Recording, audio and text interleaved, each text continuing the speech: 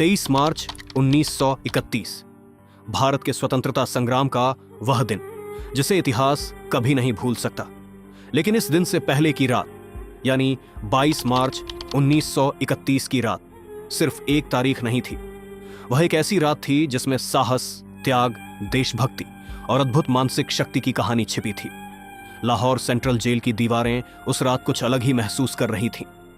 Jail के गलियारों में सन्नाटा था, लेकिन उस सन्नाटे के बीच एक कोठरी में बैठा एक नौजवान पूरी शांति और दृढ़ता के साथ अपने अंतिम क्षणों का इंतजार कर रहा था।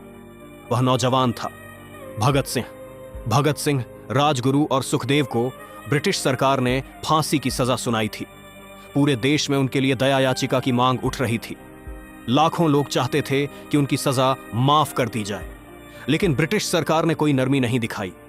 22 मार्च की रात जेल प्रशासन को आदेश मिल चुका था कि फांसी निर्धारित समय से पहले ही दे दी जाएगी, ताकि किसी प्रकार का जन विरोध न हो सके। उस रात भगत सिंह अपनी कोठरी में बैठे थे। उनके हाथ में एक किताब थी, व्लादिमीर लेनिन की जीवनी। कहा जाता है कि वे अपने अंतिम क्षणों तक पढ़ते रहे। जब जेल अधिकारी ने आकर बताया कि अब समय आ गया है, तो भगत सिंह ने मुस्कुराकर कहा, ठहरिए, एक क्रांतिकारी दूसरे क्रांतिकारी से मिल रहा है। ये शब्द उनकी मानसिक स्थिति को दर्शाते थे। न डर न घबराहट, सिर्फ एक शांत आत्मविश्वास। उधर दूसरी कोठरियों में राजगुरु और सुखदेव भी तैयार थे। तीनों को एक साथ मिलाया गया। जब वे मिले तो उनके चेहरे पर कोई भय नहीं था, बल्कि वे एक दूसरे को देखकर मुस्कुरा रहे थे। तीनों ने मिलकर नारे लगाए, इनकलाब जिंदाबाद, साम्राज्यवाद मुर्दाबाद। जेल के कई कर्मचारी भी भावुक हो गए थे। उन्होंने शायद पहली बार देखा था कि कोई व्यक्ति मौत का सामना इतने साहस और गर्व के साथ कर सकता है। फांसी का समय शाम को तय किया गया था, लेकिन ब्रिटिश सरकार ने डर के कारण इसे रात में ही देने का फैसला किया। करीब 7 बजे के आसपास तीनों को फांसी घर की ओर ले जाया गया। रास्ते में भी वे नारे लगाते रहे और देशभक्ति के गीत गाते रहे। उनके कदमों में कोई झिझक नहीं थी। ऐसा लग रहा था मानो वे किसी उत्सव की ओर जा रहे हों, न कि मृत्यु की ओर। जब वे फांसी घर पहुंचे तो जल्लाद भी कुछ क्षणों के लिए ठिठक गया। इतिहास में बहुत कम ऐसे उदाहरण मिलते हैं जहां मौत से पहले व्यक्ति इतना शांत और निर्भीक हो।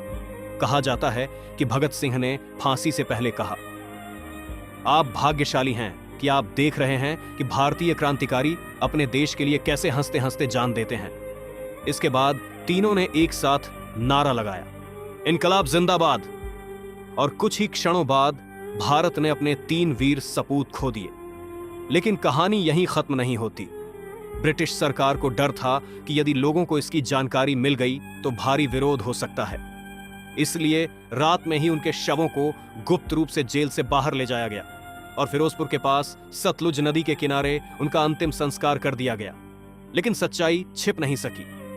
जब लोगों को खबर मिली तो पूरे देश में शोक और गुस्से की लहर दौड़ गई। भगत सिंह सिर्फ एक व्यक्ति नहीं रहे, वे एक विचार बन गए, एक प्रेरणा बन गए। उनकी आखिरी रात हमें कई बातें सिखाती है। पहली, सच्चा साहस क्या होता है। दूसरी, देश के लिए त्याग की भावना कितनी महान हो सकती है। और तीसरी, विचारों को कभी मारा नहीं जा सकता।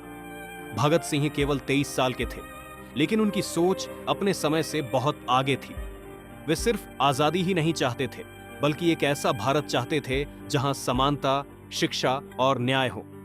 आज भी जब हम उनकी कहानी सुनते हैं तो वह सिर्फ इतिहास नहीं लगती, वह हमें यह याद दिलाती है कि आजादी हमें यूं ही नहीं मिली।